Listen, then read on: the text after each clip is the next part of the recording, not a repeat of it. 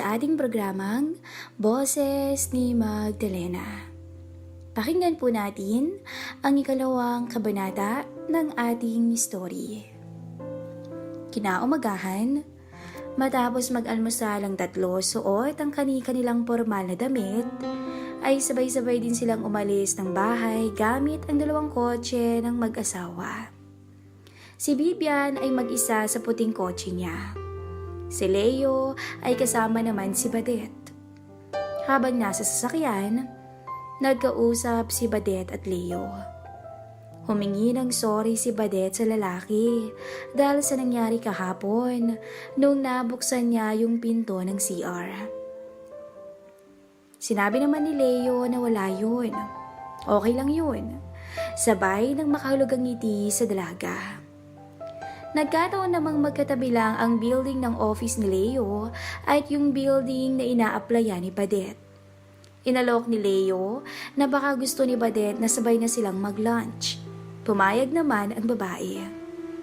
Nagpalitan sila ng cellphone number, then naghiwalay na makalipas ang ilang minuto.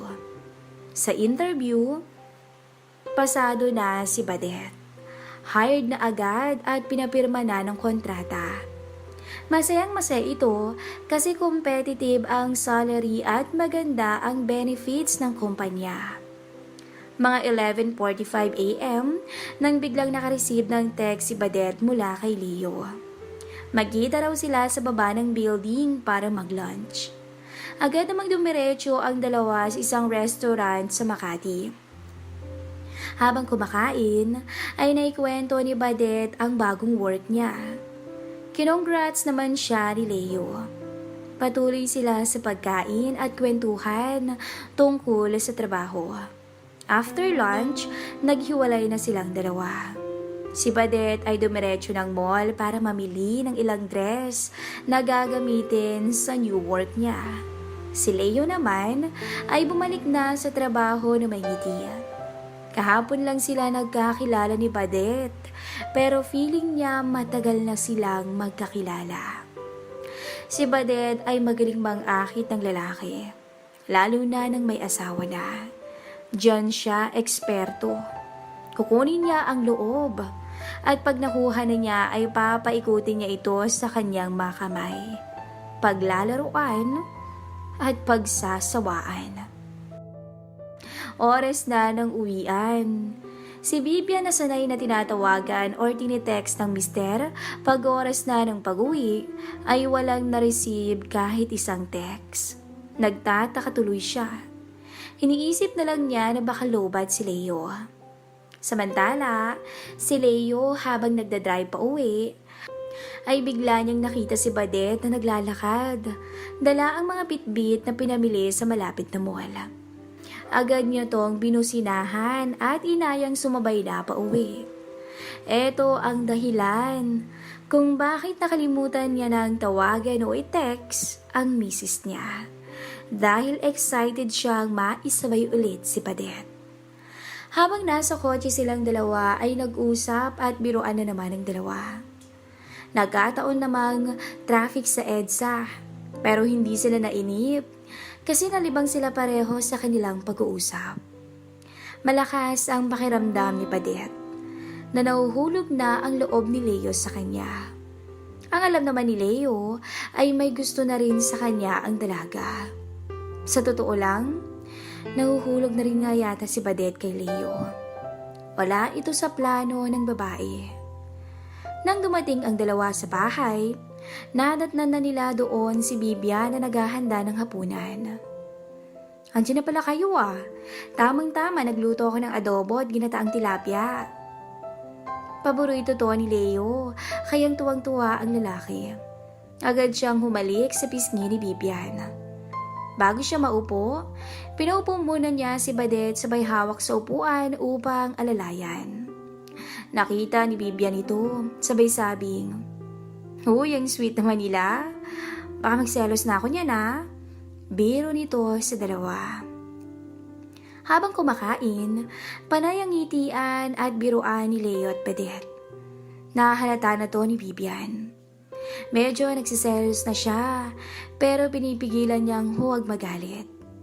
Matapos silang kumain, tumayo na si Leo at nagsabing mag-shower muna siya. Ganon din si Badet na nagtungo na sa kanyang room para magbihis. Naiwan sa kusina si Bibian. Nagkataong wala si Yaya Ising kasi umuwi ng probinsya at bukas pa raw ang balik. Ang baby naman nila ay mahimbing lang natutulog sa kanyang kwarto. Si Bibian ang nagligpit ng pinagkainan nila. Ni hindi man lang nag-alok si Badet ng tulong. Sabi niya sa sarili, parang nagbago nitong kaibigan niya. Hindi na siya yung best friend niya na nakasama niya dati nung nag-aaral pa lamang sila. Pilit inunawa ni Bibian ang sitwasyon. Baka kasi pagod lang ang kaibigan. Ni hindi niya naisip o pinaghinalaan na may masamang balak palang kaibigan niya sa kanya. Agawin ang kanyang mister. Matapos maligo si Leo, ay nagtungo ito sa sala para manood ng TV.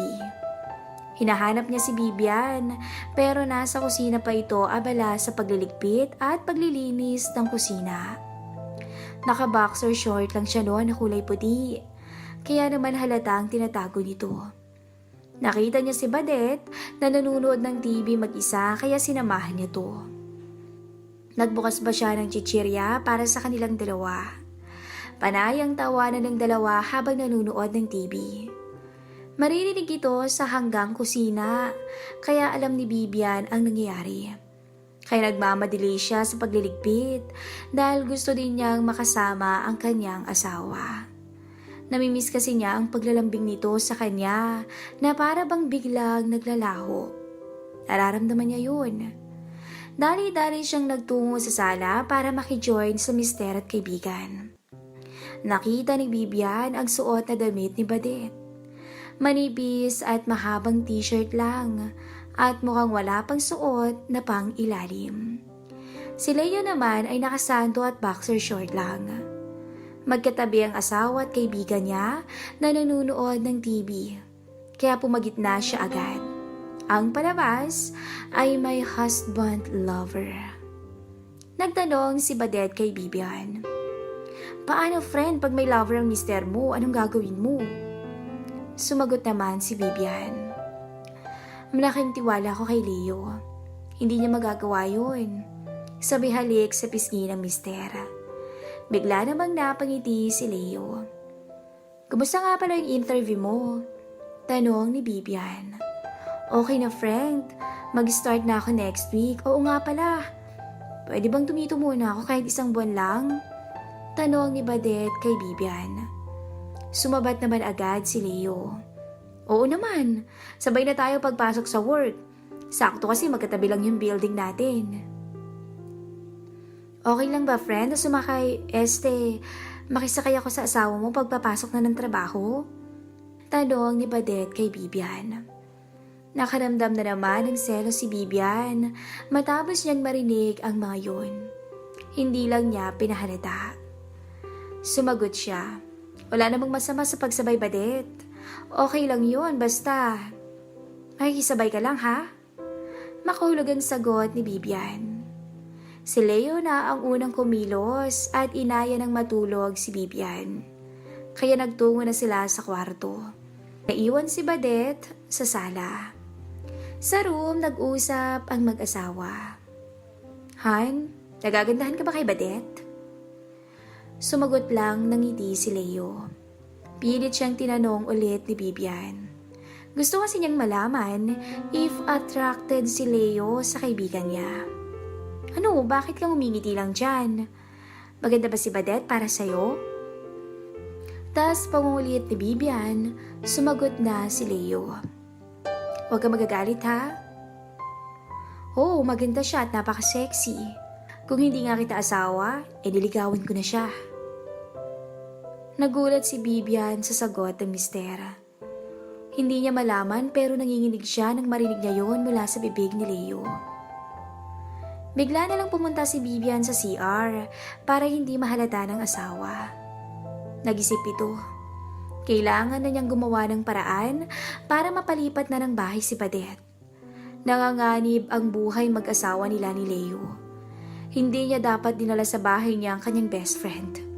Nagsisisi tuloy siya. Paglabas ni Bibian ng CR, nakita niyang naghihilik na si Leo. Sayang, uhaw pa naman siya nung gabing yun. Pero bigo siya dahil tulog na si Leo. Kinaumagahan, paglabas ng room ni Leo ay nakita niya naghahanda ng breakfast ang misis. Hinahanap ng kanyang mga mata si Badet pero hindi niya nakita. Tinanong niya si Bibian kung nasaan ito. Sumagot naman si Bibian na baka tulog pa. Wala pa naman kasi siyang pasok sa work. Next week pa. Pareho na silang nakaayos para sa trabaho. Habang kumakain, hindi napigilan ni Bibian na tanungin ang asawa niya kung bakit siya tinulugan na lang kagabi. Sumagot naman si Leo na inantok daw siya agad.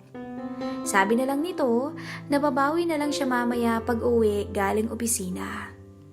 Ang hindi nila alam, palihim na nakikinig sa Badet sa may hagdanan malapit sa kusina, kung saan kumakain at nag-uusap ang mag-asawa. Habang nagsasalo sa breakfast si Leo at Bibian, nakwento nila sa misis niya na may 5 days conference meeting sila sa Cebu. Mag-i-start yon ng Thursday hanggang Monday next week. Tahimik namang nakikinig si Bibian kay Leo. Naisip ni Bibian na makabubuti yon para mapalayo si Leo sa kaibigan. Sabi niya pa sa sarili na dapat niyang mahanapan ng malilipatang bahay si Badet habang wala si Leo. Dahil ang totoo, gustong gusto na talagang mapaalis ni Bibian ang kanyang best friend sa bahay nila. Dahil baka kasi ahasin niya si Leo.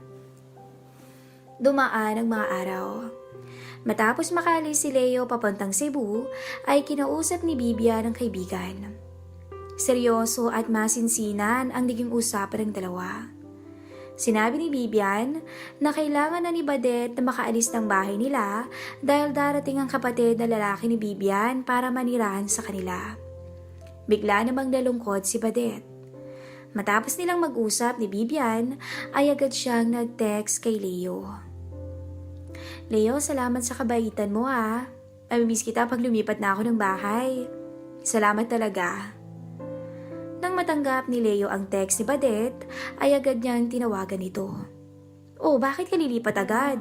Di ba isang buwan ka pa sa amin? Tanong ni Leo. Agad namang nagkwento ang dalaga ng tungkol sa naging usapan nila ni Bibian.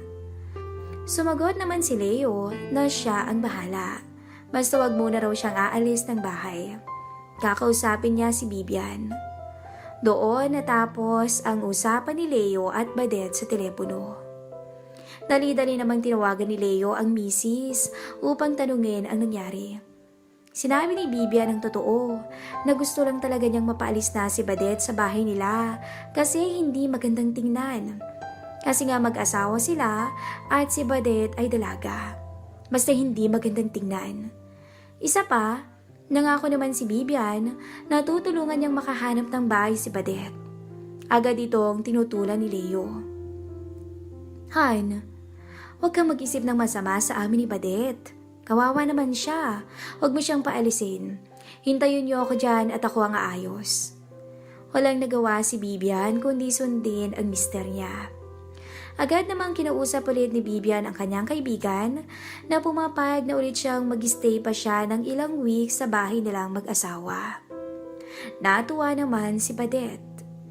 Simula nang magkapalitan ng number sina Badet at Leo ay napapadalas ang usapan nila mapa-call man or text. Madalas silang magkamustahan at magbiroan na minsan ay napupunta sa nakakauhaw na usapan. Minsan, nagtanong si Badet kay Leo if magaling ba sa kama ang kanyang misis. Sumagot naman si Leo ng okay lang. Masyado daw mainihin si Bibian sa ganung bagay at kadalasan, hindi daw siya satisfied dahil hindi daw siya kinakain ni Bibian. Kawawa ka naman? Sagot ni Badet. Sa gwapo mong yan at sa laki mo, kung ako asawa mo, papagurin kita. Text ni Badet. Biglang nag-reply si Leo. Talaga lang ha? Nakita mo ba tong akin nung nabuksan mo yung pinto habang nagsishave ako? Oo, at nagulat ako sa size. Parang nakaka-excite. Joke. Kahit may joke, alam ni Leo na seryoso si Badette sa text niya. Hindi niya alam, pero nagising ang diwa niya sa mga text ng dalaga. Hanggang gabi niya iniisip ang mga text sa kanya ng babae. Nung huling gabi ni Leo sa Cebu, nag-text siya kay Badette. Sinabi nito na may seryoso at importanteng sasabihin siya sa babae. Sumagot naman si Badette. Ano yun? Agad tinawagan ni Leo ang dalaga. Kinumusta muna niya ito at tinanong kung nasaan siya. Kung naririnig ba siya ni Bibian kung mag-uusap sila sa phone. Agad naman pumasok ng room niya si Badette. Eto, nasa loob na ako ng room ko. Ano ba yun? Inamin ni Leo na lagi niyang naiisip si Badette. Na natatakam siya rito. Tinanong niya kung ganun din daw ba si Badette sa kanya. Kung may dating ba siya kay Badette. Sumagot naman ng oo ang pilyang babae. Abot hanggang tenga ang ngiti ni Leo. Nananabik siya kay Badette. Kailangan niya tong maangkin sa lalong madaling panahon. Tinanong niya ulit ang dalaga. Gusto mo bang may mangyari sa atin? Sumagot si Badette nang mapang-akit na, oh, halos mabaliw si Leo sa sobrang excitement. Walang kamalay-malay si Bibian sa magaganap sa asawa niyang si Leo at best friend niyan si Badette. Patuloy lang siya sa pagiging mabuting asawa, mabuting ina, at pinagbubuti niya lalo ang kanyang trabaho. Hindi sumagi sa isip niya na kaya siyang lokohin ni Leo.